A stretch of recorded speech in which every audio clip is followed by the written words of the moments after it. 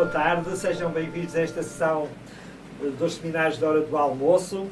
E hoje temos cá uma pessoa muito especial, a quem agradecemos muito a sua disponibilidade para fazer hoje a sua conferência e então está disponível também para o debate entre nós, neste formato de seminários, que já tem mais de 3 centenas de sessões.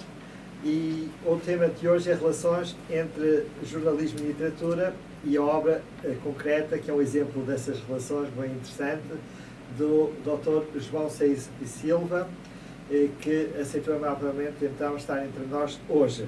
O Dr. João Ceis e Silva é conhecido em Portugal, do meio jornalístico e também do meio literário, porque além de ser jornalista também é escritor, compagina a atividade de jornalista com a atividade de escrita de ficção e de uma forma muito fecunda. Aliás, o João Ceis e Silva enquadra-se naquela grande tradição histórica do jornalismo, em que o jornalismo acabou por ser viveiros de grandes escritores, desde o século XIX, como sabemos. E, portanto, dos nossos grandes jornalistas e escritores que continuam essa história da cultura portuguesa em que o jornalismo enriquece a literatura e a literatura também enriquece o jornalismo. Por ter um jornalista que é escritor, dá outro nível, outra dimensão à qualidade da produção de informação que faz. E é um exemplo exímio dessa relação e os resultados vê-se também no interesse que tem pela área da cultura, fazendo um grande serviço no nossa praça cultural, precisamente aos grandes acontecimentos literários que acompanha e a quem depois faz são os quais faz reportagens e entrevistas sempre embebidas e alguém muito bem preparado, muito bem conhecedor das matérias e procurando dar uma informação de grande qualidade. E é o que nós precisamos hoje cada vez mais no nosso jornalismo e, portanto, temos aqui um exemplo que convém sempre homenagear e destacar. Muito bem, mas só os apontamentos biográficos. João Ceis Silva nasceu em Alpiarça em 1959, mas viveu no Rio de Janeiro, portanto é um homem intercontinental, e onde se licenciou em História, portanto é um jornalista que também é historiador. Isso também traz ao jornalismo também outra riqueza. E, portanto, também se percebe, devido à sua formação, porque aqui há alguns interesses de investigação e de produção literária que estão no seu centro daquilo que é da sua escrita. Portanto, desde 1989 que é jornalista e no Diário de Notícias, portanto, um jornal histórico, mas já acho que mais longevidade na nossa história do jornalismo português. Depois já recebeu vários prémios devido à sua produção jornalística e literária e agora está levando a cabo uma coleção muito interessante intitulada Uma Longa Viagem com vários escritores e personalidades da cultura portuguesa. O último foi Uma Longa Viagem com Maria Filomena Mónica, mas tem uma longa viagem com Vasco Lido Valente, com José Saramago, com Miguel Torga, com Lobo Antunes, com Manuela Lergue, com Álvaro Cunhal. Portanto, é alguém que dedica muito tempo a entrevistar, a conversar com estas grandes figuras e depois produz o resultado em livro, tornando-se depois aquilo que é uma fonte importante também para a história, para o conhecimento mais aprofundado, a partir da voz dos seus protagonistas, daquilo que foi o contexto e o significado da intervenção destas figuras na sua época. Mas também tem produção literária, de ficção, entre os quais Dias em Agosto, A Hora da Ilusão, Adeus, África, Adeus, Casa Blanca e A Segunda Vida de Fernando Pessoa. Tudo obras muito interessantes, muito estimulantes, cheias de detalhes e encontramos sempre nas obras de João Ceis e Silva aspectos pouco conhecidos. Vale a pena sempre ler, não só pela forma como escreve, mas também pelo conhecimento que transmite, pelos dados novos que traz. Por isso as suas obras, muitas vezes, ainda só acabam por ser também fontes para os historiadores, para aqueles que fazem história dos períodos a que se refere a sua obra, que é muito interessante. Portanto, é com muito gosto que temos cá João Ceis e Silva, a quem muito agradecemos a sua disponibilidade, e agora damos a palavra para fazer a alocução inicial e depois abrir-se-á a possibilidade de podermos fazer perguntas, podemos debater. Tanto mais que, sendo um jornalista que passou a sua vida a entrevistar outros, agora chegou a vez também de estar deste lado e também podemos também fazer as perguntas que ele entender e que ele puder também, às quais ele puder responder. Muito obrigado pela sua presença e pela sua disponibilidade. Obrigado pelo convite e sabe que é curioso essa história, enquanto jornalista eu já entrevistei centenas de pessoas e a coisa que eu mais detesto é ser entrevistado. Porque tenho sempre receio da forma como aquilo que eu digo vai ser reproduzido. Mas aqui nós também queremos só... Não, aqui não há problema nenhum. Mas é curioso esta situação de gostar de entrevistar e não gostar de ser entrevistado. Mas tenho absoluta noção disso. Muito obrigado a todos e obrigado pelo convite. Eu sou jornalista de Diário de Notícias desde 1989. Não foi por acaso que eu fui parar ao jornalismo. Eu vou só aqui fazer uma pequena introdução. Eu fui para viver no Rio de Janeiro durante 5 anos, entre 1977 e 1983. E durante esses anos eu fiz o curso de História na Universidade Gama Filho, que na altura era a universidade privada, a maior universidade privada do Brasil. Tinha cerca de 20 mil alunos, era uma coisa gigantesca. Onde, inclusive, um dos professores era o antigo presidente do Conselho, Marcelo Caetano, que tinha lá um gabinete e para onde foi a sua biblioteca. E que eu acabei por conhecer, não por afinidades ideológicas, mas por curiosidade, qual é a biblioteca dele. E então eu consegui que eu pedi para ser recebido e ele aceitou que eu consultasse a biblioteca. Sempre foram lugares que as bibliotecas são lugares que eu gosto muito. Ao escolher o curso de História, não foi por acaso. Sempre me interessou saber o nosso passado, porque, apesar da vulgaridade que eu vou dizer, considero que o passado acaba por nos permitir antever muito do presente e daquilo que acontecerá em breve futuro. Portanto, as minhas maiores áreas de interesse, quando entro no jornal, eu entro diretamente na secção de política. A secção de política do Diário de Notícias era um nicho especialíssimo, onde estagiários como eu não entravam. Eu tive a sorte de ser aceito como estagiário e tive o azar dos 10 jornalistas que trabalhavam na secção nem me dirigiram a palavra porque eu era estagiário, voluntário, e portanto nem sequer me dirigiram a palavra. Mas pouco a pouco eu fui entrando e passado uns 2 anos, eu só ao final de um ano é que pude assinar uma matéria no jornal. Antigamente os estagiários não tinham vida tão fácil como é hoje em dia. E eu que fui editor e tive mais de 150 estagiários, sabem como é as diferenças. E a área de política foi uma área sempre que me interessou. Depois, a área de cultura interessou-me também, porque considero que a política em Portugal passou a ter algum desinteresse após 2013, em que aquelas grandes figuras como Álvaro Cunhal, Mário Soares e outras assim, eram estimulantes. Para mim, conversar com o Álvaro Cunhal, a fazer-lhe uma entrevista, era como estar a falar com a história, com um personagem da história. Falar com o Mário Soares era a mesma situação.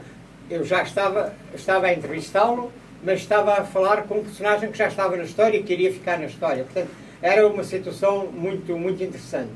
E, portanto, a parte da cultura também era muito...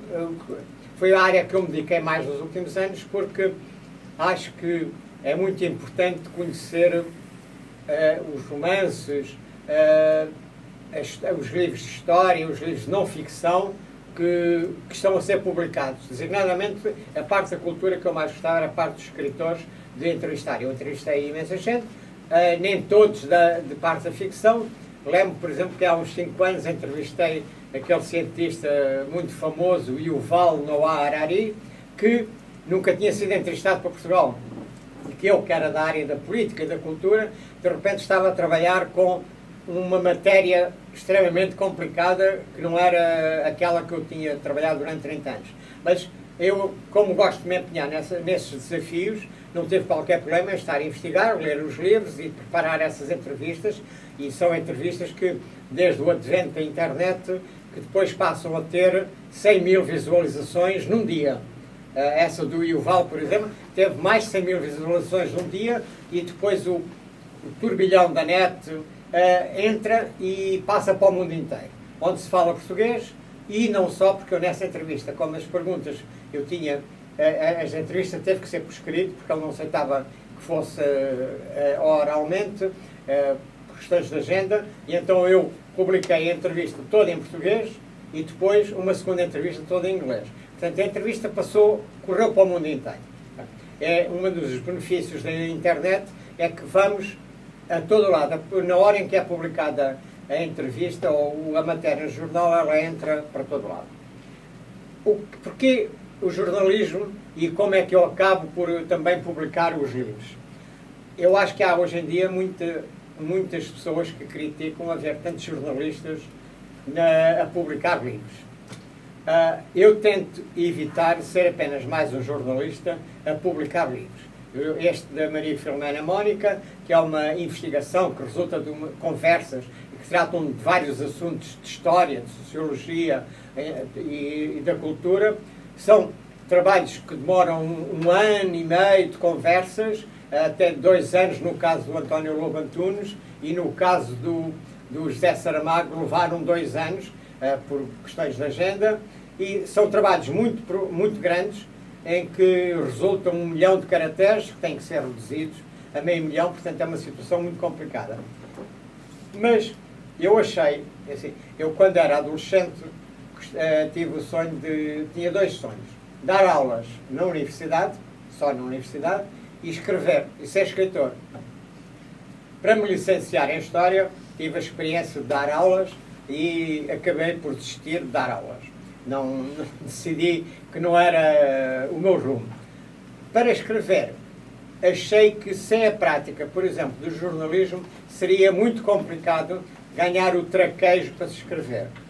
Eu vejo isso comigo, no primeiro livro que eu escrevi, não tinha a desenvoltura, isto é a minha opinião, ou não sabia casar as palavras, como hoje em dia já consigo. Hoje em dia, no jornalismo, nós temos uma vantagem que é, o editor manda escrever sobre uma notícia uma página inteira. E se nós só temos um parágrafo, como me aconteceu, uma declaração de um primeiro-ministro, e só temos um parágrafo, passar esse parágrafo para uma página inteira não é uma coisa fácil. E isso foi um treino muito importante durante 33 anos de jornalismo, que já lá vão.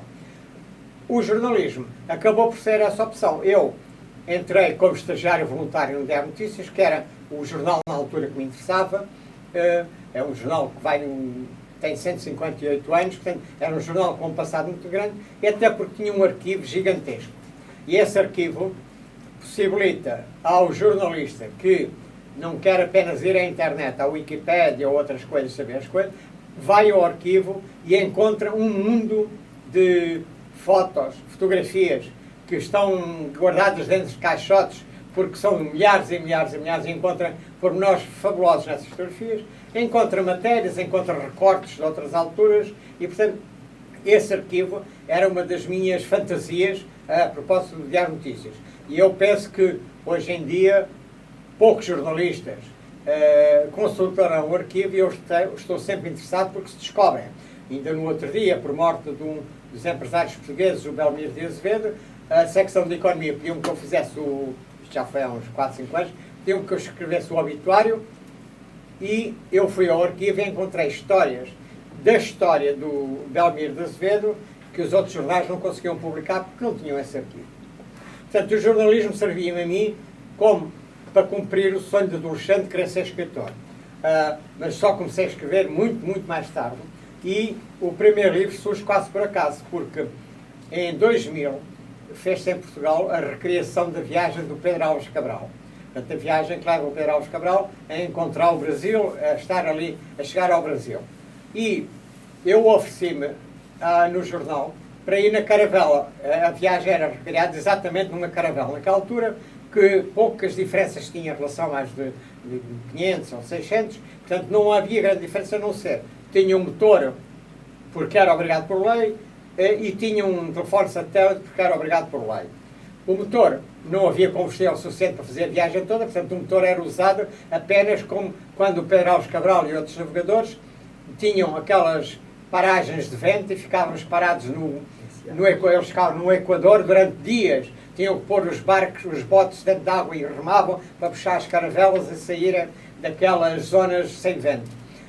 E, portanto, nós também usámos, em 59 dias de viagem, que foi quanto essa viagem demorou, teremos usado no total 2 dias. Portanto, o resto era tudo feito à vela. E eu ofereci-me para fazer isso porque achei que era uma aventura gigantesca. E seria proveitoso para o jornal ter uma crónica diária da vida a bordo. Foi esse o argumento com que eu joguei. E aí era bom a história do telefone de satélite, que estava ligado minutos por dia, não mais. E então, eu escrevia a crónica todos os dias e todos os dias era enviada por telefone de satélite para Lisboa. Aquilo que de início parecia ser uma brincadeira, um divertimento, teve imenso impacto junto dos leitores. Os leitores queriam saber como é que a viagem ia andando, como é que nós íamos navegando. E designadamente descobri que as crónicas que mais interessavam os leitores era quando eu me virava para o céu e dizia, olha, de um lado está o Sol e do outro lado está a Lua, ao mesmo tempo. Ou está aqui, as constelações vão mudando conforme nós vamos descendo. E, portanto, quando eu fazia descrições astronómicas, as visualizações na internet, era por aí que nós tínhamos mudar, e estávamos muito no início, era no ano 2000, eu próprio não sabia mexer no e-mail, tive que aprender a trabalhar no e-mail nessa altura, atraíam imensa atenção, mas também atraíam a atenção os outros factos. Tanto que eu, quando cheguei quando a caravela chegou à Bahia, aliás, chegámos a Porto Seguro, a viagem foi feita exatamente nos termos da viagem do Pedro Álvares Cabral.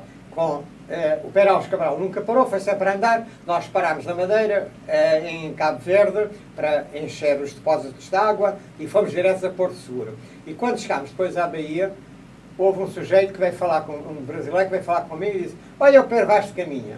Ele olhou para mim, já sabia porque o Brasil estava a fazer reportagens, e olhou para mim como sendo o cronista desta viagem.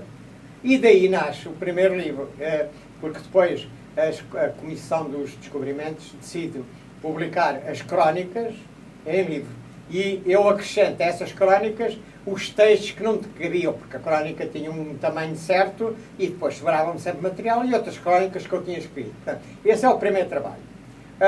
E é o trabalho que vai dar início a uma série de investigações que eu depois vou fazendo ao longo dos tempos, desde 2000 até agora. Eu, portanto, já publiquei 19 livros, uns 7 são romances, que também têm a ver com a parte histórica. Por exemplo, A Segunda Vida de Fernando Pessoa tem muito a ver com o heterónimo Vicente Guedes, que é um heterónimo razoavelmente esquecido e que deveria ser o autor do Dia do Desassossego. Depois o Fernando Pessoa zangou-se com o Vicente Guedes, entre aspas, e mudou de autor.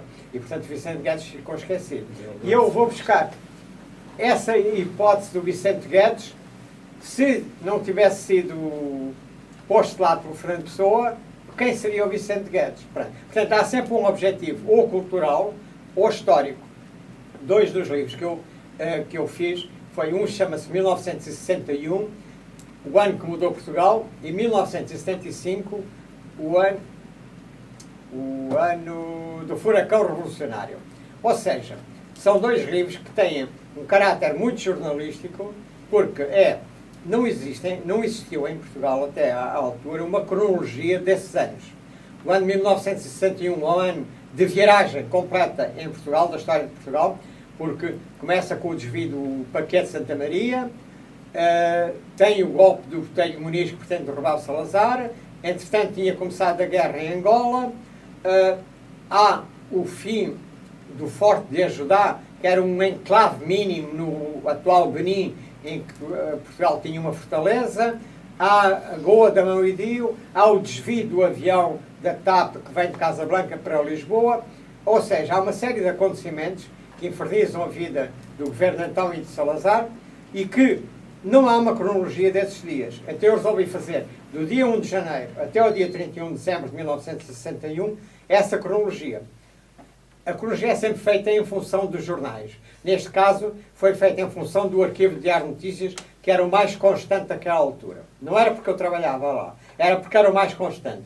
E eu esses livros, além desses acontecimentos, desse dia-a-dia, nos dias de grandes acontecimentos, eu fiz uma recolha de uns 15 a 20 depoimentos de pessoas que tinham vivido ou participado nestes acontecimentos, de historiadores que ilustravam a cronologia corria, com a descrição dos eventos do dia, e depois havia um depoimento de 3, 4, 5 páginas que confirmava aquilo que tinha vindo das notícias ou negava o que tinha vindo das notícias.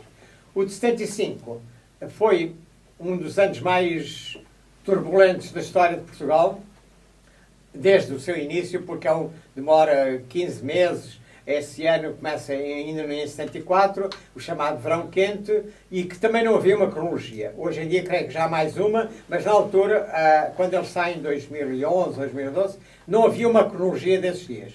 E então eu fui procurar nos jornais e fazer de novo do dia 1 de janeiro ao dia 31 de dezembro. Aí já não usei só o Diário de Notícias, porque cada jornal, naquele ano de 75, defendia uma bandeira. Uns eram do PCP, outros eram do CDS, outros eram do PSD, outros eram do PS, outros eram do MES, da FEC, da LCI. Todos os partidos tinham um jornal. E então, eu faço por cada 2 meses a cobertura através de um jornal. E depois contraponho a visão dos outros jornais, porque o que o Diário de Notícias dizia não tinha nada a ver com o que a Capital dizia. E é curioso ver isso. E mais uns 15 a 20 depoimentos com pessoas que tinham vivido aquela altura. O Major Otelo de Carvalho estava lá, e estavam historiadores, e estavam pessoas que tinham participado de todos os acontecimentos desse ano de 75. Esse é uma série de livros que eu gosto. Depois surge uma que tem mais um âmbito cultural, mas que é de investigação, tal como os outros são de investigação jornalística, histórica, este é de investigação literária. Ou seja, eu, a dado momento, decidi que o Álvaro Cunhal, o secretário-geral do PCP, Partido Comunista Português, estava doente, e eu decidi que tinha que fazer-lhe uma entrevista. Eu já o tinha entrevistado algumas vezes, mas ele estava tão doente que não quis dar a entrevista. E então eu disse, não dá a entrevista, mas vamos fixar estes últimos meses do Álvaro Cunhal, porque era previsível que ele não vivesse muito mais tempo. Então, eu esqueci o Álvaro Cunhal, secretário-geral do Partido Comunista, porque o livro não tem a ver com o homem político apenas, mais com o homem da cultura, e fui procurar, li os 9 romances e livros de contos e novelas que ele tinha, e fui procurar encontrar pessoas que tivessem tido experiências como aquelas que ele descrevia nos livros dele. Ele usa o pseudónimo Manuel Tiago e, portanto, tem uma série de personagens políticos, de histórias políticas, que eu fui...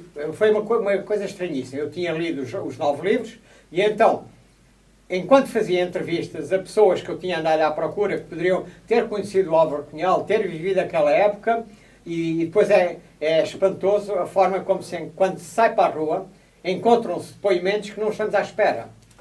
E uns indicam outros. Portanto, a coisa é muito fácil acontecer, desde que sejamos persistentes, claro. E então, enquanto eu estava a ouvir os depoimentos das pessoas, eu perguntava sobre uma certa altura que tinha a ver com um conto do Álvaro Cunhal. E que eu sabia que aquele homem poderia conhecer alguma coisa, ter tido uma vida parecida. Então, foi uma situação fascinante que eu estava a ouvir a pessoa e estava a lembrar-me de parágrafos que o Manuel Tiago tinha escrito. E então, eu sou sincero que eu, ao final daquilo, estava fascinado com como o Manuel Tiago, ou seja, o Álvaro Cunhal, refletia na sua prosa episódios da história dos acontecimentos de Portugal, da luta da clandestina e de outros acontecimentos. E então, consegui a autorização de reproduzir alguns parágrafos dos livros do Álvaro Cunhal e intervalava com os depoimentos das pessoas. Foi uma experiência fascinante que começou por ser no Diário de Notícias, num suplemento.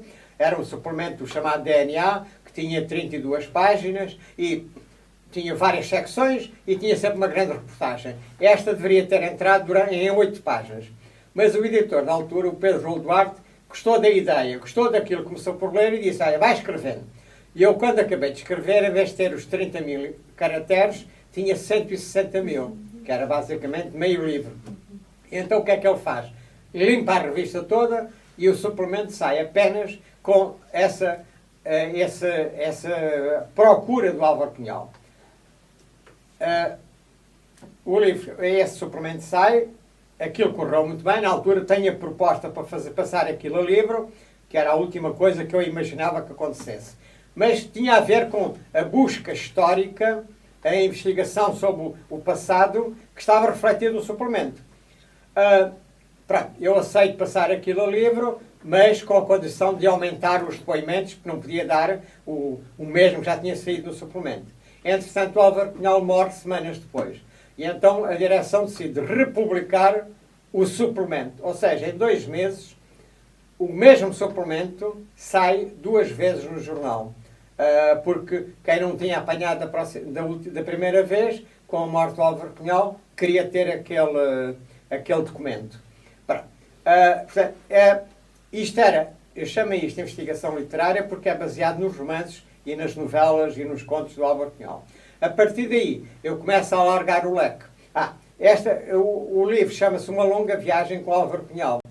Deveria ser com o Manuel Tiago, mas o Manuel Tiago quase ninguém conhece e o Álvaro Cunhal todos conheciam, então chama-se assim. E a partir daí, nasce o projeto Uma Longa Viagem, que vai no 7º volume.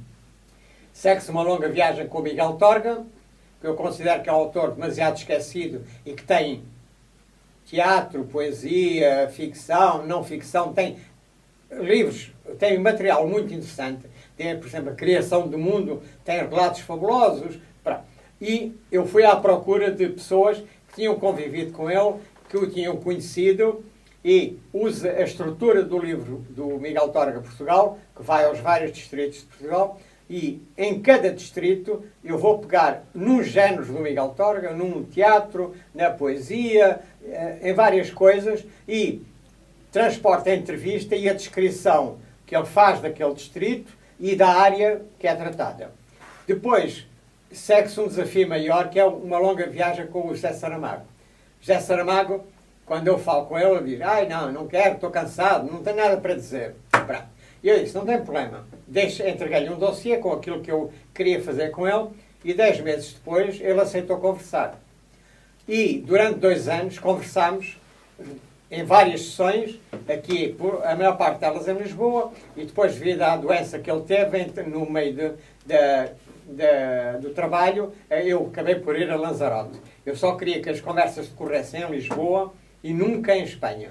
Mas a doença provou essa partida e acabámos de fazer uma parte do livro, metade do livro em Espanha. Entretanto, por uma questão, por ter que fazer uma entrevista ao António Lobo Antunes, chegou-se à conclusão que se poderia fazer um trabalho com ele. E que é destas longas viagens a mais opulenta. São 500 páginas que todos os que estudam ou trabalham em cima de Lobo Antunes têm que ler, porque durante 60 sessões, incluindo uns 10 dias de viagem para os Estados Unidos, numa turnê que ele lá foi para lançar um livro nos Estados Unidos, ele fala de tudo. E fala muitas vezes sem eu precisar sequer de fazer as perguntas. Eu lembro que na questão do cinema, nós íamos abrangendo romance a romance. Eu perguntava-lhe o que é que acha deste romance. Ele disse: eu não me lembro disso, não quero falar sobre isso. Então eu tinha que contornar a forma de ser do escritor para conseguir falar dos livros. Ele depois lá voltava a falar. Ele até dizia: eu não me lembro disso. Eu recapitulava o que era o romance. Ele: sim, tenho uma vaga ideia. Mas pronto, ele não gostava de falar dos livros ou não queria. E então íamos falando de vários temas. Eu lembro que eu pergunto no início da sessão, eram sessões com 2 horas, pergunto: o que é o cinema para si? E ele fala 45 minutos de seguida sobre cinema. Os atores, as atrizes, os realizadores, os filmes, tudo o que eu tinha marcado. Mas tudo isto sempre a ver com os livros dele. Portanto, os livros, a obra literária do Lobo Antunes, a própria filosofia dele, as opiniões dele, estavam refletidas nas respostas. Esse acaba por ser o livro maior. É o maior também em dimensão. Não estou a dizer a importância, porque todos eles, no meu ponto de vista, são importantes, mas em que o escritor aceita conversar durante 60 sextas-feiras, o que é uma coisa que ninguém faz, e diz tudo. Portanto, ali o meu problema era cortar, porque não cabia tudo.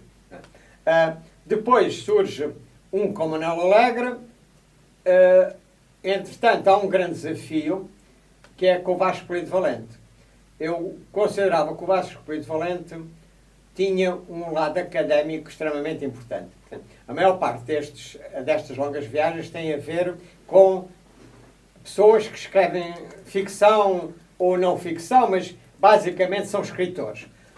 E eu falei com o Vasco Polido Valente, que era uma pessoa extremamente irascível e que eu achei que ele me ia mandar embora ao final de 5 minutos, e disse: eu considero que os seus livros de história são como os romances de todos os escritores, porque a qualidade literária é muito grande e, portanto, acho que podíamos fazer uma longa viagem. Expliquei-lhe o conceito e consigo.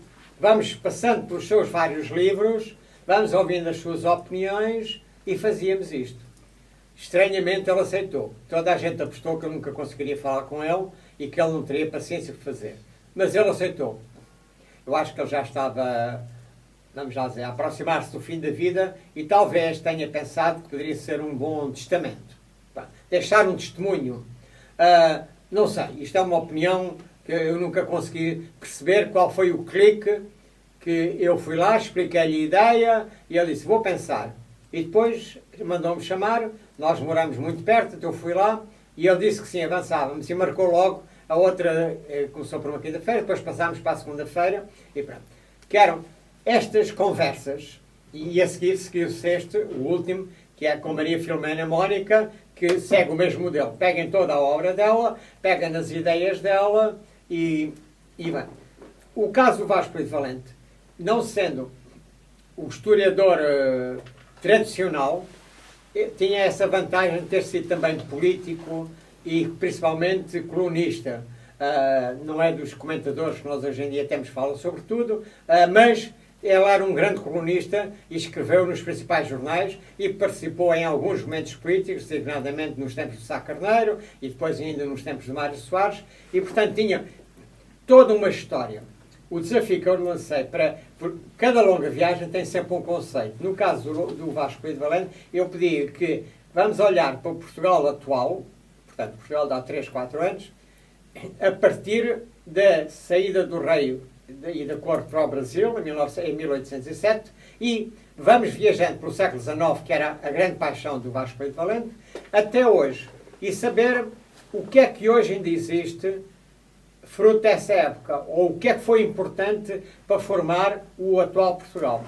E é uma viagem muito interessante, porque o Vasco Polido Valente sentava-se na cadeira e começava a falar o dia 23 de março, não sei o quê, no dia 24, ou seja, andámos ali 15 meses, 42 conversas, em que ele falava praticamente ao dia e contava tudo. Portanto, era uma pessoa dona de todo aquele conhecimento histórico. O desafio que eu tinha proposto era que fôssemos vendo a influência em Portugal, no Portugal atual, e então ele, sem qualquer dificuldade, saltava. Nós estávamos a falar das cortes, e ele passava, é como agora na nossa Assembleia da República, e então dava um exemplo. Ou seja, foi um dos livros que era de mais fácil leitura, porque, apesar de ser sobre o século XIX, o Vasco Polido Valente fazia aqueles saltos temporais em que as pessoas ficavam fascinadas. Foi um livro que agradou desde a extrema-esquerda à extrema-direita, aos leitores da extrema-esquerda à extrema-direita, e todos estavam no meio. Foi para mim uma surpresa, que eu achei que havia muita gente que não gostava do Vasco Polido Valente ou que se irritava, mas não. Toda a gente quis ler o livro. Quando eu digo toda a gente, foram 3 edições, foram mais de 6.000 exemplares em 2 meses. Foi um arranque fulgurante, ou seja, as pessoas tinham curiosidade. Essa longa viagem, portanto, é sempre assim, encontrar uma pessoa que tenha obra, sem ter vários livros publicados, não entra neste esquema, e poder mostrar um panorama cultural da história, da cultura, até agora. Portanto, o jornalismo serviu-me para treinar e para ganhar confiança para poder enfrentar estas pessoas, quando nós nos pomos em frente ao José Saramago e estamos a falar com ele durante 2 anos, é preciso ter, se não estou aqui a querer elogiar, mas é preciso ter algum estofo e técnica. Tem que ter a técnica da entrevista. O Saramago, por exemplo, a dado momento faz uma afirmação que acha que dentro de 50 anos Portugal e Espanha serão uma federação, serão, não vou dizer um único país, mas é a Península Ibérica unida. E então, aquilo que era só para sair no livro, eu pedi ao meu diretor, perguntei ao meu diretor do Diário de Notícias, na altura, se ele não queria retirar aquilo da entrevista e publicar no jornal, porque eram afirmações demasiado polémicas. E então, ele ficou fascinado, eu pedi autorização ao Saramago, nós estávamos a fazer o livro, não podia usar as palavras de qualquer modo, e o Saramago disse que sim. O Saramago era muito pragmático, muito inteligente e sabia ver o alcance das coisas. E, inclusive, aquilo para mim servia porque já era a lançar um isco para o leitor, para o livro que sairia um ano depois. Posso dizer que foi a matéria mais lida. Eu não escrevi mais nada na minha vida jornalística que tivesse sido tão lida. Porque sai num domingo de junho de 2009, acho eu, no jornal, e no dia a seguir sai no El País, no El Mundo, no Corriere della Sera, páginas a repercutir a opinião do Saramago. Mas páginas que eram políticas, mas também de outro sentido. O El País fez: se a seleção ibérica tiver estes jogadores de Portugal e de Espanha, isto não há seleção, é uma seleção imbatível. Portanto, as pessoas pegaram nas palavras dele e foram buscar todo o tipo de argumentos, e principalmente era inesperado mostrar que Portugal e o velho sonho ibérico de muitos poderia concretizar-se. Ainda faltam 33 anos para estas palavras de Saramago terminarem o prazo de validade. Vamos lá ver o que é que se passa. Mas, portanto, o Saramago tinha... Portanto, a perspectiva destes livros é sempre como esta do Saramago. Pegar na história, pegar no conhecimento dos autores, pegar na opinião e tentar pôr em diálogo com os leitores. Eu tenho visto que, ainda neste caso, o último da Maria Filomena Mónica, é muito curioso porque os leitores sentem-se que estão no meu lugar a conversar com a pessoa.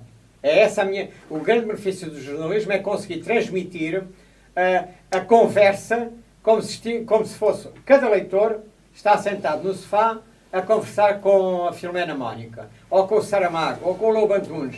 Essa é a minha intenção, a minha primeira intenção de... Eu estou ali a servir de intermediário e o leitor, a dado momento, chega à página 4, 5, já se sente: olha, então Maria Filomena Mónica, o que é que se passou? Oh, Vasco Lido Valente, eu não concordo consigo com isto. Esta é a intenção que eu tenho sempre disso. Depois, qual é o grande benefício destes livros, no meu entender? É que trazem informações que as breves entrevistas de jornais, 2, 3 páginas, nunca trazem. Quando nós estamos a conversar com o António Lobo Antunes durante 2 anos, ele diz coisas que nunca diria no dia-a-dia. Nós vamos encontrar situações, problemas, inquirições dele próprio, que ele não faria no dia-a-dia. E assiste-se à evolução, entre aspas, do pensamento durante 2 anos. Ou seja, estes livros trazem... mostram essas, até porque os acontecimentos, enquanto estamos a fazer as várias sessões, o mundo muda. Ou há pandemia, ou há uma invasão, ou começa a guerra, a invasão da Ucrânia. Portanto, há acontecimentos durante a própria recolha dos depoimentos que alteram a realidade e sobre a qual, muitas vezes, no caso da Maria Filomena Mónica, no início da invasão da Ucrânia, tinha uma opinião e a meio dessas 2 meses depois, a opinião já se altera. E isso aparece no livro. Ela é confrontada, eu confronto-a com a evolução das opiniões. E isso é extremamente interessante, até para ver a dinâmica do mundo, dos factos, dos acontecimentos e da interpretação das pessoas. Portanto, estes livros, desagradamente A Longa Viagem, ou 1961, 1965, contêm sempre, no caso destes, terão pelo menos 3.000 páginas das quais 1000 são depoimentos, 1500 serão depoimentos de protagonistas da época, dos acontecimentos, em que o Vasco de Valente foi protagonista de alguns acontecimentos do governo do Sá Carneiro, depois da candidatura presidencial do Mário Soares. Portanto, há todos eles, o Lobo Antunes, não é uma coisa que nós já nem nos lembramos, foi candidato pelo PCP à Assembleia Municipal de Lisboa, porque ele diz, eu não partilhava das ideias, mas eles gostavam de me ler, eram meus amigos, eram meus leitores e pediram-me. E eu, aceitei. Portanto, é curioso, inclusive, ver como é que certos factos da vida das pessoas acontecem. Isso estimula muito e o leitor, e faz com que o leitor, às vezes, se adapte à própria, assim, queira saber mais, mas está, e essa é uma preocupação, está sempre em confronto com aquela época, com os anos em que aquilo se passa, ou as histórias que eles contam sobre há 50 anos. E são memórias que, por mais que nós não queiramos, as pessoas morrem. E, portanto, todos estes livros, alguns deles, os protagonistas deles já morreram. O Saramago já morreu, o Miguel Torga já morreu, portanto, o Vasco de Valente já morreu. Portanto, são depoimentos que nunca mais existirão se não tivessem sido tirados na altura. E posso dizer, inclusive, que há uma pessoa que eu queria fazer um livro, uma longa viagem, e que se recusou porque disse não, porque eu morro logo a seguir. E, portanto, recusou com este argumento, porque ele, como sabia a lista dos protagonistas, mas é assim, nenhuma destas longas viagens mata ninguém. É uma coincidência, pessoas... Mas não, está bem vivo. Está bem vivo, o Lobo Antunes está vivo, portanto, é assim, é uma coincidência, às vezes, acontecer a morte. Mas essa morte apenas vem provar que o livro recolheu, a devido tempo, os depoimentos sobre a história. Que é aí que a minha vida jornalística se une muito com esta vida literária. Porque a minha missão, eu quando embarco no jornalismo, é para aprender a escrever também, mas tenho um principal objetivo, que é, eu sou fruto do 25 de Abril, tinha 14 anos no 25 de Abril, todos nós mudamos a nossa cabeça com a Revolução. E a partir daí achamos que temos de ter alguma intervenção social. Eu acho que a intervenção social que eu posso ter é através do jornalismo. É através de escrever no jornal que se podem mudar consciências, dar opiniões. Esse foi o principal objetivo, além de querer aprender a escrever, da ida para o jornalismo. E, portanto, isso manteve-se a vida toda jornalística, porque eu achei que, contando episódios históricos, fazendo entrevistas, se poderia registar a história e oferecer às pessoas. E eu vejo isso, por exemplo, uma das incumbências que eu tinha durante 10 anos foi fazer sempre um dossiê comemorativo do aniversário do 25 de Abril. Eu aprendi imenso com aquilo, porque ao longo dos 10 anos, assim, coube-me a mim, porque eu gostava de história e porque cada vez havia menos gente que tivesse assistido ao 25 de Abril. Portanto, não foi por acaso. Foi assim, só há 4 pessoas na redação que se lembram do 25 de Abril, olha, vais tu.